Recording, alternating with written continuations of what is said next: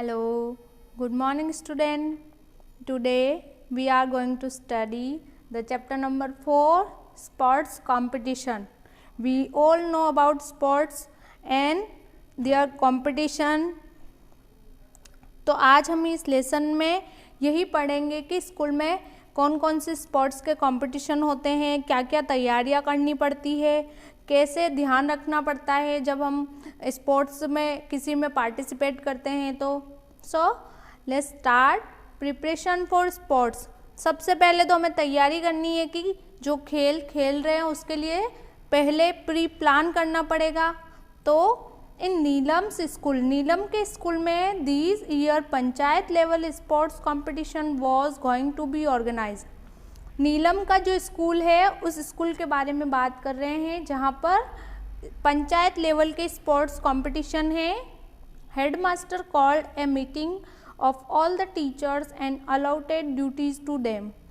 Headmaster जो कि school का हेड होता है, उन्होंने सभी टीचर्स को बुलाया और उनको अपनी अपनी ड्यूटी अलॉट कर दी।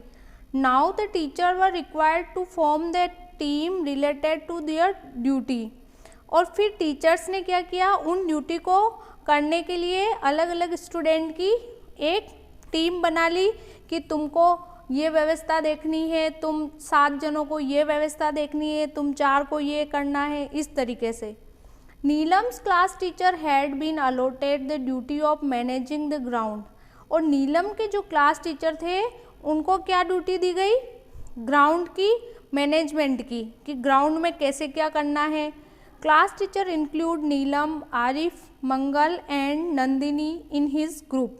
और क्लास टीचर जो थे उन्होंने इन चारों को उनके ग्रुप में शामिल किया कि हम सब मिलके ग्राउंड का मैनेजमेंट करेंगे।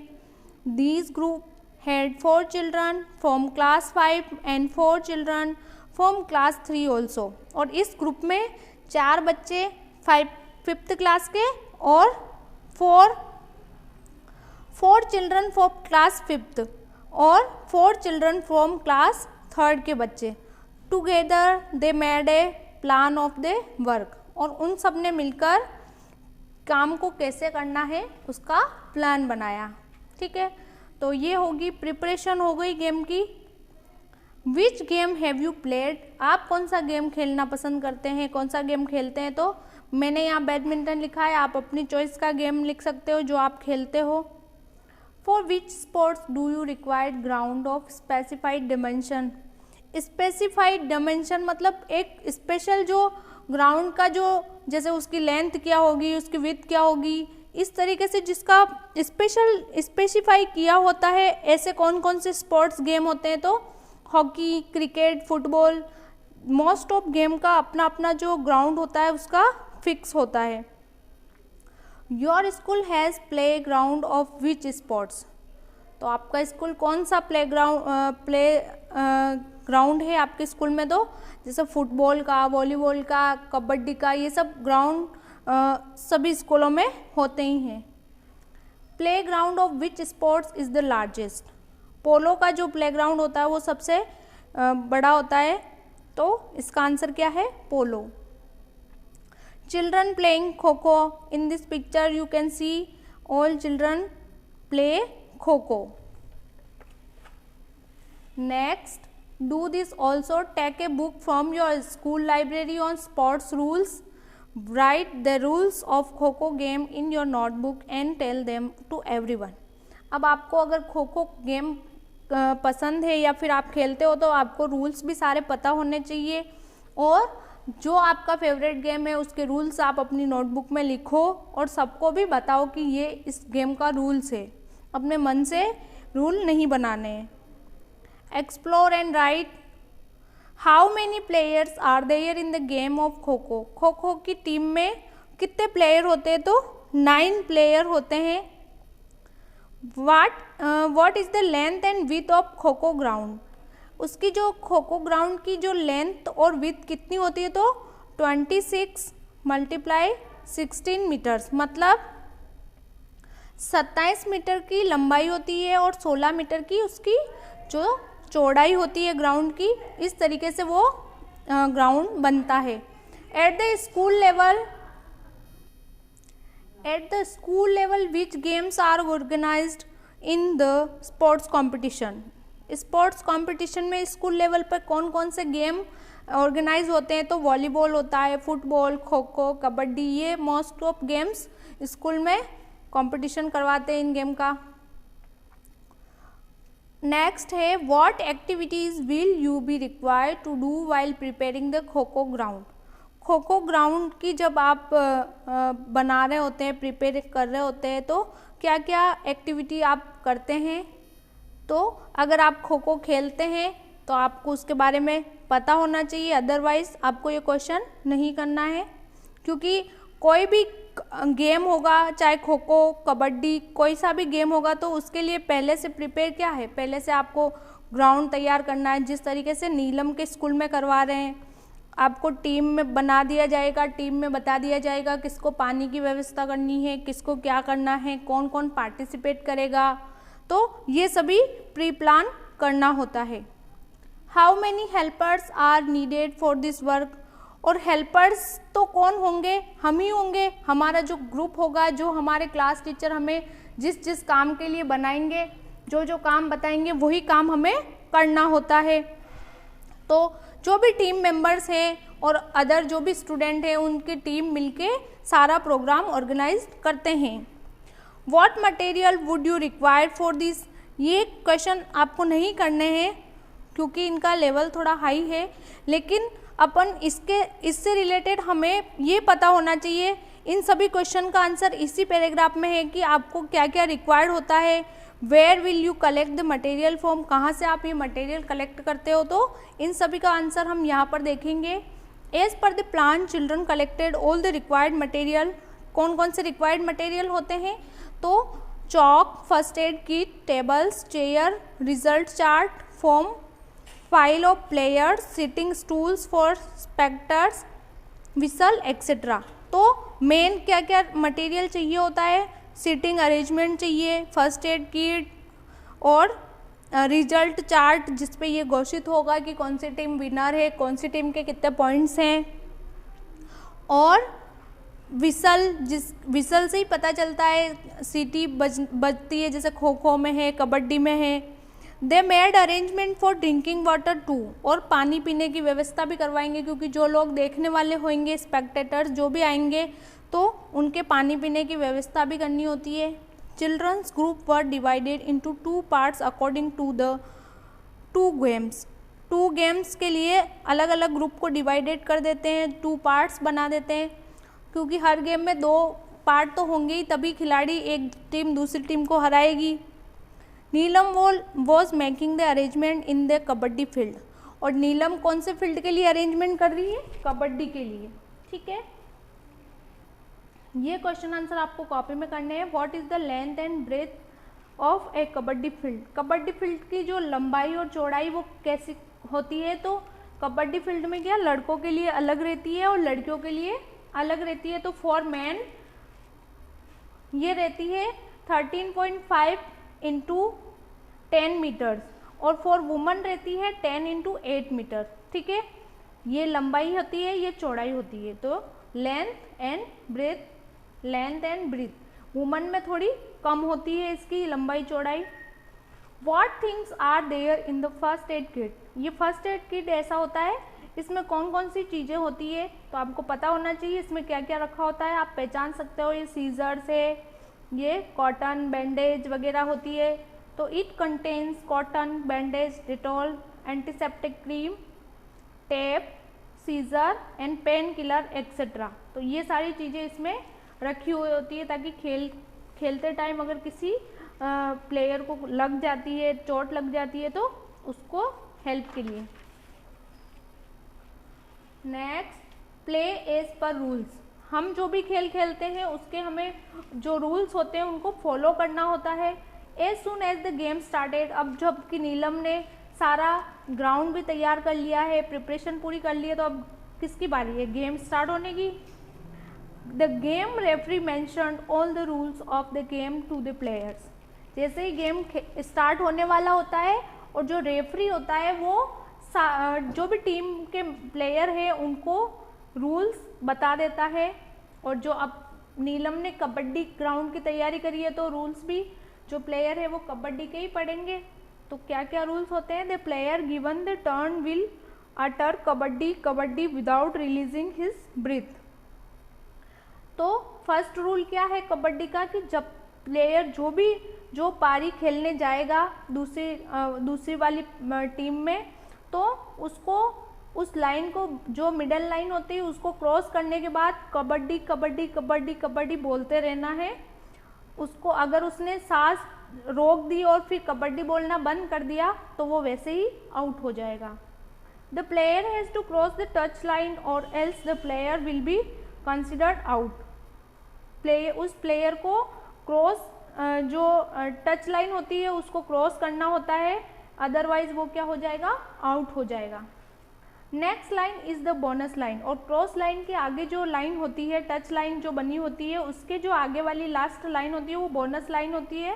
Crossing it by one leg with the other leg lifted even a little bit in air will earn additional 1 point. और जब इस बोनस लाइन को क्रॉस कर रहे होते हैं तो वन लेग उस क्रॉस लाइन के बोनस जो लाइन है वहाँ पर होनी चाहिए और दूसरे पैर थोड़ा ऊपर उठा हुआ होना चाहिए, मतलब हवा में होना चाहिए, तो उसको एडिशनल 1 पॉइंट मिलता है।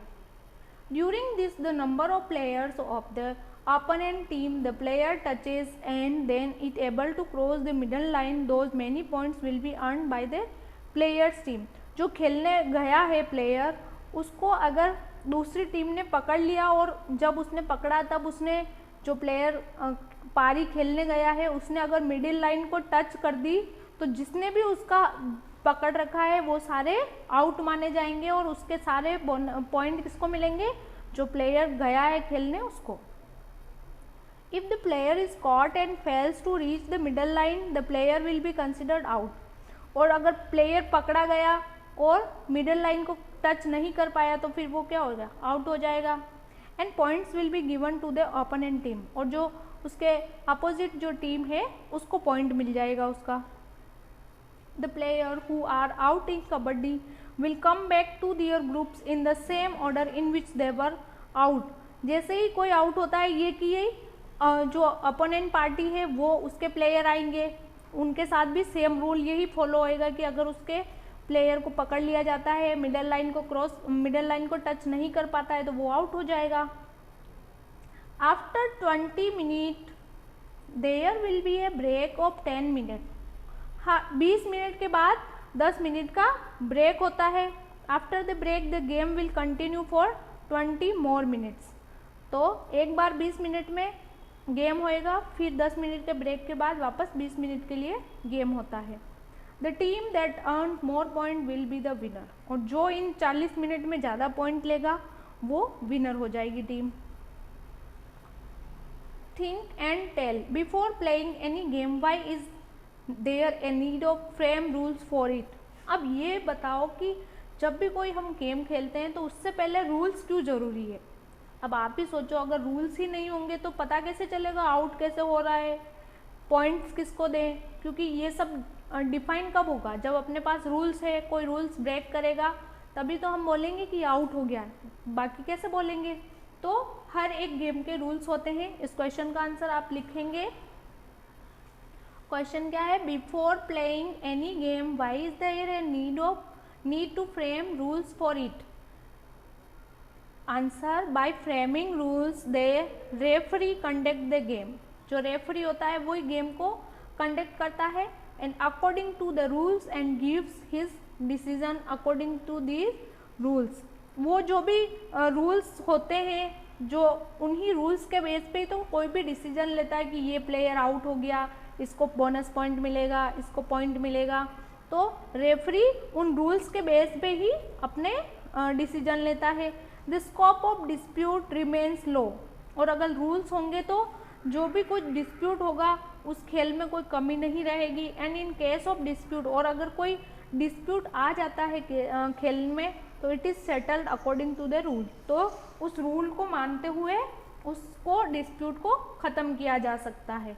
ठीक है। एंड सेकंड क्वेश्चन है, do you also frame rules before playing any game. Give example, मतलब आप भी अगर कोई गेम खेल रहे हैं, कोई सा भी गेम खेलते हैं अगर आप अपने फ्रेंड्स के साथ, तो उसके रूल्स तो डिसाइड होते ही है ना। तो आप अगर जो गेम खेलते हैं उसके रूल्स आपको पता है, तो आपको भी इसमें मेंशन करना है कि आप कौन सा गेम पहले तो खेलते हैं और जो गेम खेलते हैं उसके क्या क्या रूल्स है आपको पता होने चाहिए। ठीक है। स्पोर्ट्समैन स्पिरिट, स्पोर्ट्समैन जो भी खेलने वाला है उसकी स्पिरिट मतलब उसकी भावना, उसकी आत्मा जो होनी चाहिए खेल के प्रति वो कैसी होनी चाहिए।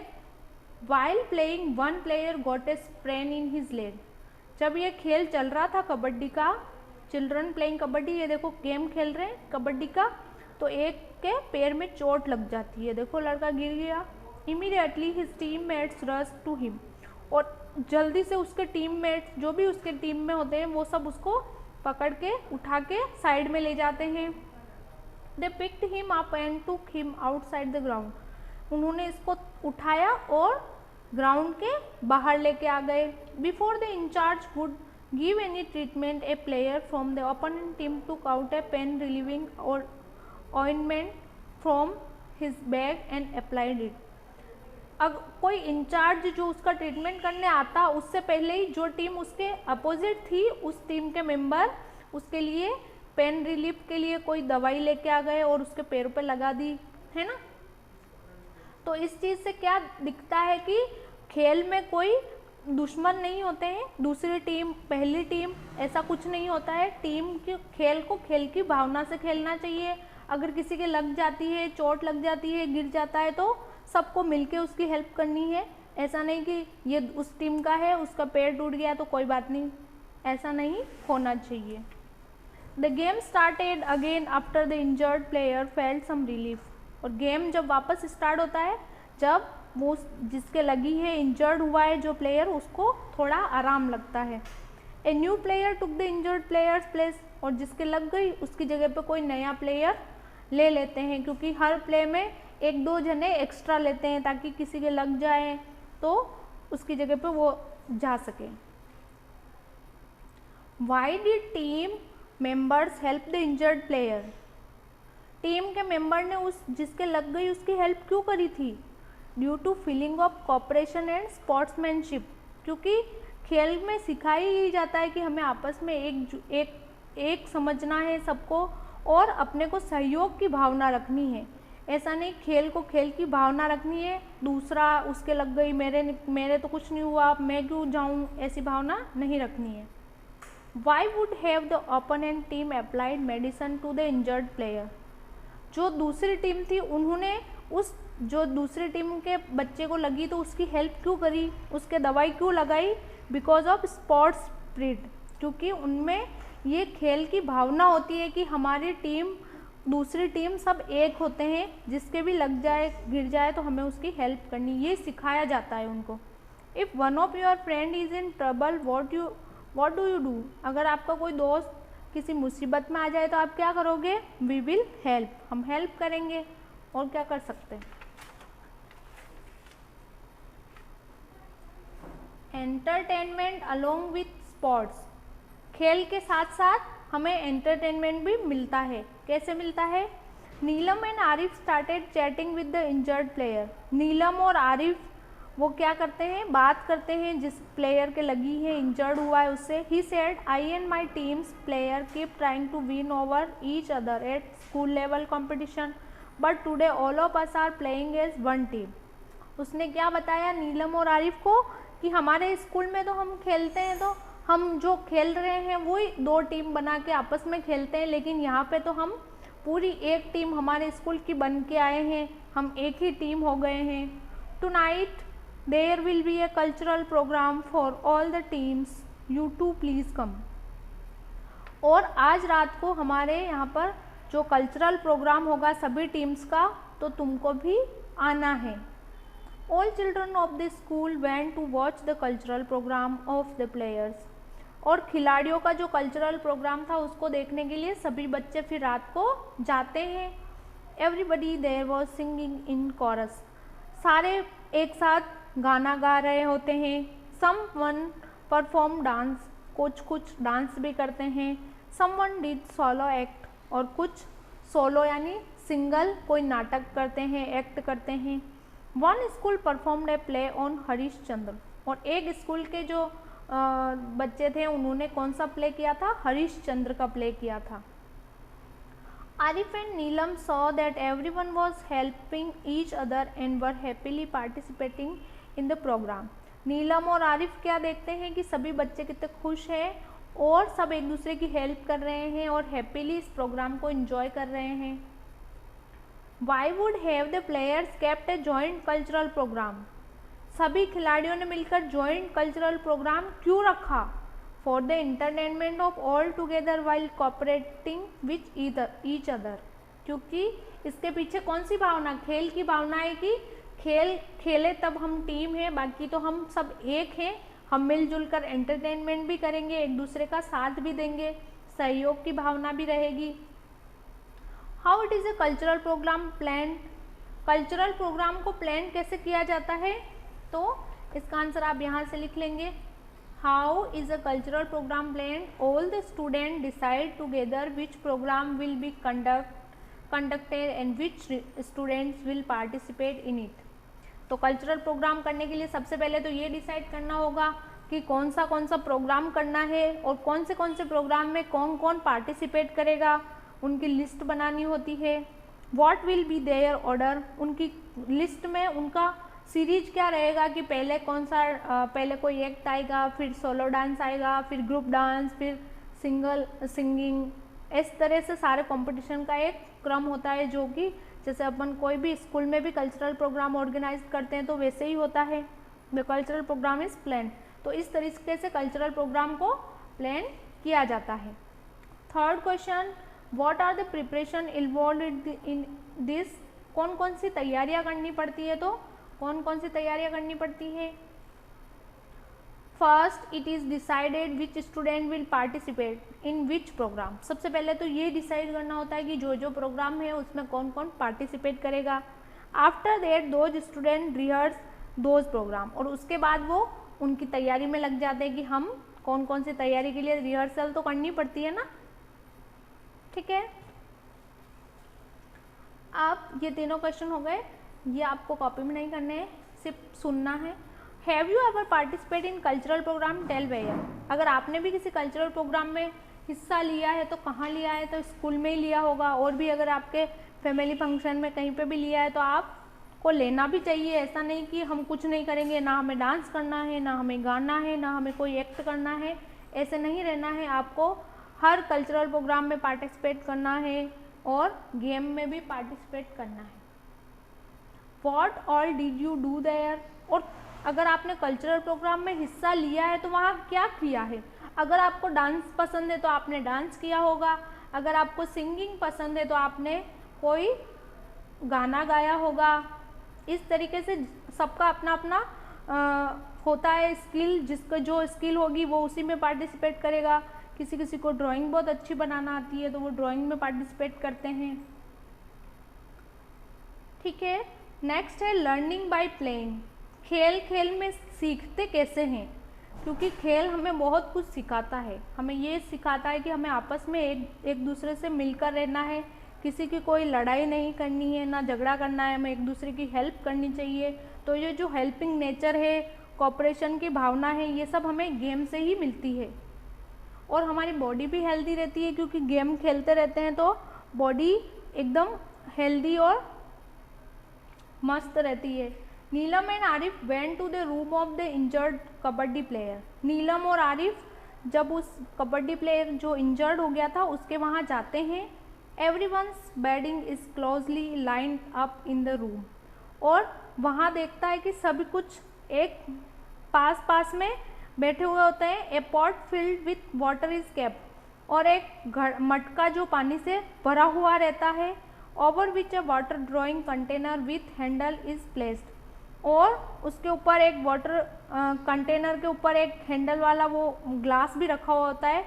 Everyone's eating utensils are kept together, और जो भी कोई खाने की चीज़ें लाए हैं खा रहे हैं तो वो सभी भी एक साथ खा रहे हैं। Arif asked who कुक्स food, Arif ने बोला कि ये जो तुम खाना खा रहे हो, पानी पी रहे हो, ये अरेंज किसने किया, खाना बनाया किसने है? तो द इंजर्ड प्लेयर सेड, वो जो इंजर्ड प्लेयर है वो बोलता है, all of us cook it jointly, हम सब तो मिलके खाना बनाते हैं।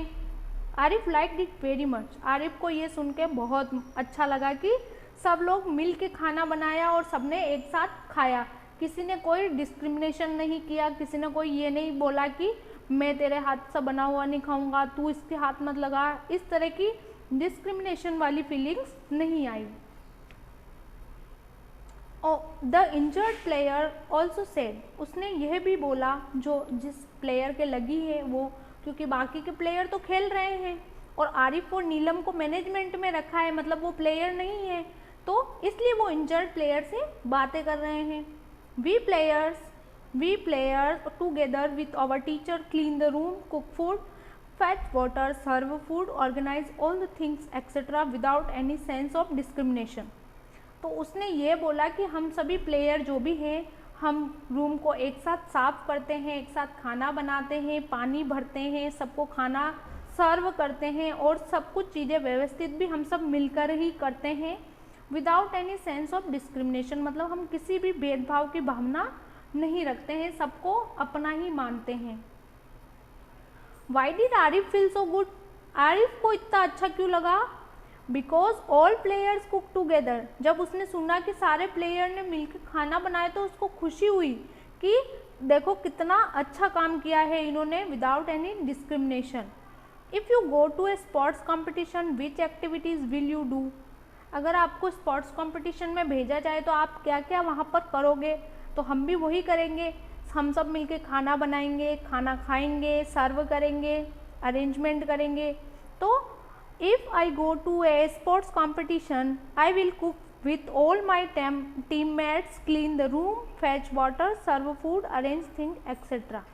ठीक है, तो ये इस क्वेश्चन का आंसर, जो सेकंड क्वेश्चन का आंसर आप ऐसा कैसा ये वाला लिख सकते हैं कि हम भी जैसा उन्होंने किया टीम ने वैसा ही करेंगे और ऐसा ही करना भी चाहिए। डिस्कस करना है आपको, यह क्वेश्चन आंसर अपनी कॉपी में नहीं करने हैं। ठीक है, before going to a sports competition what all things will you carry with you, अगर आप स्पोर्ट्स कॉम्पिटिशन में कहीं जाओगे तो आप कौन कौन सी चीज़ें अपने साथ ले जाओगे? तो आपको पता होना चाहिए क्या क्या मुझे ज़रूरी चाहिए उस गेम के लिए, क्या क्या चाहिए, और उसके अलावा कपड़े, टिफ़िन वगैरह, जो भी बॉटल, इस तरह के ब्रश, पेस्ट, साबुन, क्योंकि सारा कुछ देखना होता है मैनेजमेंट, तो हमें सारी चीज़ें ले जानी होती है। Those which will be only for your use, कुछ चीज़ें ऐसी होती है जो सिर्फ तुम्हारे यूज़ की होगी, जैसे तुम्हारे अंडरगारमेंट्स है, तुम्हारे क्लोथ्स हैं, तुम्हारा बॉटल है, इस तरह की चीज़ें तुम सेल्फ के लिए ले जाओगे। लेकिन कुछ चीज़ें ऐसी भी ले जाओगे जो कोई भी यूज़ कर सकता है, जैसे फर्स्ट एड किट लेके चले गए, और कुछ खाने के ऐसे चीज़ें लेके चले गए जो सबने मिलके खाई, तो इस तरह से भी ले जा सकते हैं। What we learn from this lesson, games and sports are necessary for good health, अपनी अच्छी हेल्थ के लिए गेम्स और स्पोर्ट्स बहुत ज़रूरी होता है। Every games has its own rules, हर एक गेम के अपने अपने रूल्स होते हैं, ऐसा नहीं कबड्डी के रूल तुम खो खो में अप्लाई करो, ऐसा नहीं होता है। Preparation are required for organising games and sports, और कोई भी गेम हो, स्पोर्ट्स हो, तो उसके लिए सबसे पहले प्रिपरेशन होनी चाहिए, क्योंकि प्रिपरेशन नहीं होगी तो कैसे अरेंजमेंट होएगा। For this planning is required to be done, और जो प्लानिंग है उसको पूरा करना चाहिए कि ये प्लान करना है, जैसे नीलम और आरिफ ने मिलके किया था वैसे ही। We remain healthy by playing games, हम हेल्दी किससे रहेंगे? अगर हम गेम खेलते हैं रेगुलरली तो हम हेल्दी रहेंगे, फिट रहेंगे, कोई बीमारियां नहीं होगी। Through games and sports qualities like cooperation, leadership, brotherhood etcetera are developed, game और स्पोर्ट्स हम मिलकर खेलते हैं तो हमारी जो सहयोग की भावना है, लीडरशिप की भावना है, और एक दूसरे को भाई बहन समझने की भावना का विकास होता है। ठीक है, लर्न, अंडरस्टूड, नाउ टेल, अब आपने जो लेसन सीखा उससे बताना है। While preparing for the sports competition what all preparation were made together by the teacher and the children, क्या क्या तैयारियां करते हैं टीचर चिल्ड्रन? तो सबसे फर्स्ट में हमने देखा, सबसे फर्स्ट में टीचर पहले टीम बनाते हैं, फिर उनको ड्यूटी देते हैं कि तुमको ये मैनेज करना है, कौन वाटर मैनेजमेंट करेगा, कौन सीटिंग अरेंजमेंट करेगा। तो ये सारा मैनेजमेंट हमने इस लेसन में पढ़ा। नेक्स्ट ये सेकंड और ये थर्ड क्वेश्चन आपको अपनी नोटबुक में करना है। What benefits do children gain from games and sports competition? Tell on the basis of following points. Children जो भी गेम और स्पोर्ट्स से उनको सीखते हैं, क्या क्या सीखते हैं? Sports skill, health, cooperation, knowledge for cultural program सीखते हैं। कैसे सीखते हैं? स्पोर्ट्स स्किल सीखते हैं, develop sports skill in students. तो जो बच्चे खेलते हैं उनमें स्किल डेवलप होती है कि हाँ नहीं, मैं इस गेम के लिए परफेक्ट बनाऊँ तो मुझे यही गेम खेलना है। और हेल्दी भी रहते हैं, क्योंकि स्किल का पता नहीं होगा तो कैसे काम चलेगा। जो आपकी स्किल है कि भाई मैं सिर्फ कबड्डी खेल सकता हूँ, तो वो प्लेयर खो खो में इतना अच्छा परफॉर्म नहीं कर पाएगा, है ना। तो अगर रेगुलरली अपन स्पोर्ट्स और गेम से जुड़े रहेंगे तो अपने को पता चलेगा कि हम कौन से गेम में मास्टर हैं और फिर उसी गेम को फॉलो करेंगे। Health, children's health in better by playing games, healthy बनते हैं, ये अभी हमने पढ़ा है ना। गेम खेलने से हमारी बॉडी हेल्दी रहती है। कोऑपरेशन मतलब सहयोग की भावना, क्योंकि गेम अकेला तो कोई खेलता नहीं है, सब मिलके खेलते हैं, तो उसमें कोऑपरेशन की जो फीलिंग होती है वो बढ़ती है। आजकल के बच्चे जो कि न्यूक्लियर फैमिली में रहते हैं, उनको इतना पता नहीं चलता है कि मैं किसी हेल्प करूं, कौन सी मुझे किसी की हेल्प करनी भी चाहिए, नहीं करनी चाहिए। तो जो स्पोर्ट्स होता है वो ये डेवलप करता है, फीलिंग डेवलप करता है कि हमें जो हमारा सेंस है उसको यूज़ में लेना है, हमें दूसरों की हेल्पिंग नेचर वाला हमें खुद को बनाना है। नॉलेज फॉर कल्चरल प्रोग्राम, और जब गेम्स में कल्चरल प्रोग्राम भी होते हैं तो हमें पार्टिसिपेट करते हैं तो हमें कल्चरल प्रोग्राम का पता चलता है, हमारी कल्चर क्या है, हमें कैसे प्रोग्राम अरेंजमेंट करना होता है, तो ये सभी डेवलप होता है। What do the spectators gain from watching the games, जो देखने वाले बच्चे होते हैं, जो भी गेम देखने वाले होते हैं, वो क्या सीखते हैं गेम को देखकर? तो it develops awareness towards games, उनमें गेम के प्रति जागरूकता पैदा होती है कि हाँ यार ये भी कोई गेम होता है, इस गेम को ऐसे खेलते हैं, मैं भी खेलूँगा, मैं भी पार्टिसिपेट करूँगा, मैं भी अच्छे स्कोर लेके आऊँगा। तो इस तरीके से भावना डेवलप जब होगी जब हम गेम देखेंगे। And the discipline, cooperation, brotherhood, leadership, spirit of brotherhood of the players, the spectator also develop this feeling in them also. और जब वो गेम को देखता है, कितना डिसिप्लिन से गेम चल रहा है, सहयोग से चल रहा है, एक दूसरे की मदद कर रहे हैं, एक दूसरे के बच्चे कोई लीडर बन के, जो गेम का एक तो लीडर होता ही है, कैप्टन जो होता है वो सबको बता रहा है, रूल्स बता रहा है, तो उसमें भी ये फीलिंग डेवलप होती है कि इस तरीके से हमें रहना चाहिए, इस तरीके से हमें फॉलो करना चाहिए रूल्स। ठीक है, तो this is our lesson student, I hope you will enjoy. Thanks.